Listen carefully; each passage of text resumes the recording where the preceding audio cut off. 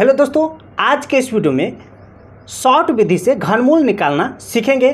तो वीडियो को अंत तक जरूर देखिएगा, बहुत ही मजा आने वाला। तो चलिए प्रश्न की ओर चलते हैं। देखिए, ये संख्या का घनमूल निकालना है। तो शॉर्ट विधि से घनमूल निकालने के लिए कम से कम आपको 1 से लेकर के 10 तक का घनमूल याद होना चाहिए। ठीक है, तो देखिए 1 का घन करेंगे तो घन मतलब क्या हुआ, ये 1 का पावर 3 है, मतलब ये 3 बार 1 गुने 1 गुने 1 करेंगे तो कितना 1 होता है।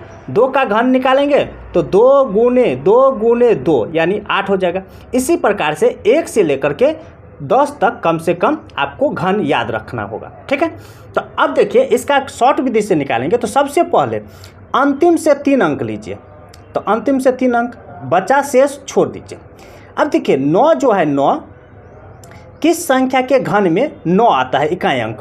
9 का घन करेंगे, 9 का घन करेंगे तो यहाँ पर देखिए 9 गुने 9 लिखेंगे तो यह हो जाएगा 729, यानी 9 नमा 81, 81 गुने 9, 9 एका 9, 9 अठे 72, यानी देखिए 9 आ रहा है, 9 का घन में 9 आ रहा है तो यहाँ पर 9 रखेंगे। ठीक है, अब बचा 6, तो किस 2 संख्याओं के घन के बीच में है। तो यहाँ पर देखिए 1 का घन होता है 1 और 2 का घन होता है कितना 8, तो इस दोनों के बीच में है। तो बीच देखिए ये छोटा है ना, तो ये वाला लेंगे यानी 1 रखेंगे यहाँ पर। ठीक है, तो यही आपका आंसर होगा 19, ये आपका बी नंबर। चलिए हम लोग अगले प्रश्न की ओर चलते हैं। इस संख्या का घनमूल निकालेंगे तो क्या बोले हैं कि अंतिम से 3 अंक लीजिए, तो अंतिम से 3 अंक लिए और शेष पीछे छोड़ दीजिए। देखिए किस संख्या के घन में इकाई अंक 6 आता है, तो 6 के। अब बचा 636, तो देखिए 636 किस 2 संख्याओं के घन के बीच में आता है। 7 का घन करेंगे, ठीक है, और एक 8 का घन करेंगे तो 8 का घन कितना होता है,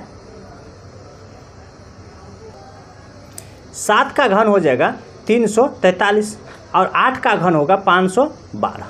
तो देखिए अभी भी इस दोनों से बड़ा है, तो 9 का घन देखिए, तो 9 का घन होता है 729। ठीक है, तो अब देखिए इससे ये छोटा है, मतलब ये वाला होगा, तो यहाँ पर ये 8 होगा यहाँ पर। ठीक है, तो इसका आंसर 86 होगा, ये आपका सी नंबर। चलिए हम लोग अगले प्रश्न की ओर चलते हैं। अंतिम से 3 अंक लीजिए और शेष छोड़ दीजिए। देखिए 5 किस संख्या के घन में आता है, 5, तो 5 में। अब बचा 91, तो देखिए 4 का घन करेंगे तो कितना होता है 64।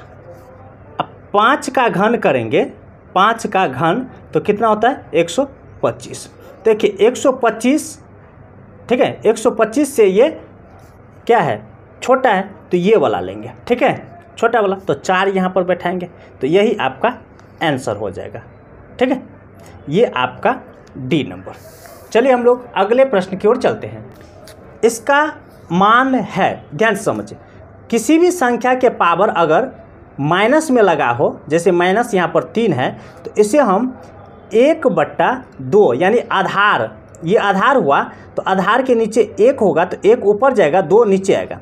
अब इसका हम पावर धनात्मक कर देंगे। ठीक है, यानी माइनस को धनात्मक बनाने के लिए इस आधार को उलट कर लिखते हैं। तो यहाँ पर देखिए 1/64 हम लिख सकते हैं और पूरे का पावर कितना 4 हो जाएगा, और फिर भागा है, यहाँ पर भी हम कर सकते हैं ऐसे 1/125 हो जाएगा और पूरे का पावर 2 धनात्मक हो गया। और इसका घनमूल निकालना, और इसमें देखिए भाग है तो इससे पहले हम हल कर लेंगे, तो यह हो जाएगा 1/64 गुने 64 और गुने, देखिए ये भाग है तो भाग को हम गुना में बदलेंगे तो हर वाला अंश में जाएगा, अंश वाला हर में जाएगा।